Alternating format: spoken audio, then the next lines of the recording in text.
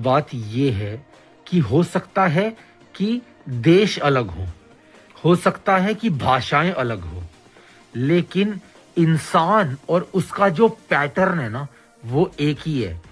Same ही है। समझें अगर हम इस बात को, तो नहीं समझने वाला तो सबसे बड़ा बेवकूफ है ही। ठीक है, बेवकूफों की यहां हम बात ही नहीं करते। हिस्ट्री खुद बताती है कि जितनी भी बड़े से बड़ी गलतियां और बेवकूफियां हुई हैं, उसकी चिंगारी जरूर कुछ गिने चुने लोगों ने लगाई थी, मगर वो गलतियां ऐसी गलतियां हैं जिसे पूरी भीड़ ने किया है, जिसे पूरे मास ने किया है, और बाद में जब सबका भट्टा बैठ जाता है, नुकसान हो जाता है, तो सिर्फ एक ही जवाब, हमें लगा ये सही था, हमने तो भलाई करने के लिए सोचा था। My foot.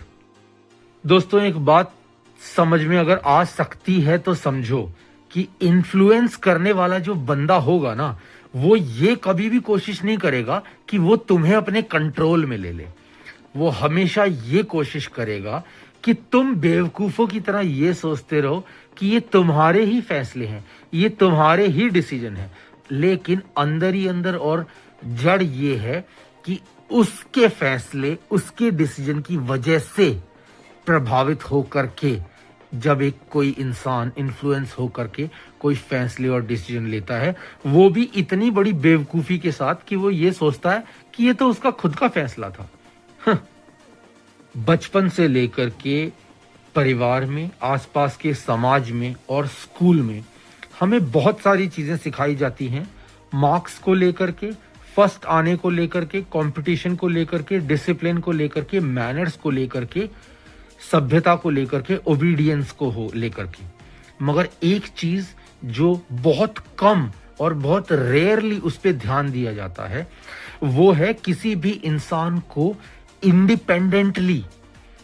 पूरे इंडिपेंडेंट तरीके से सोचने और विचार करने के लायक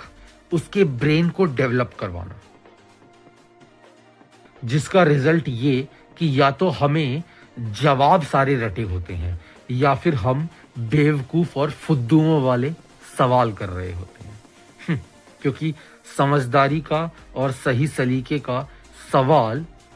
सोचने के बाद होता है, सोच मरने के बाद नहीं।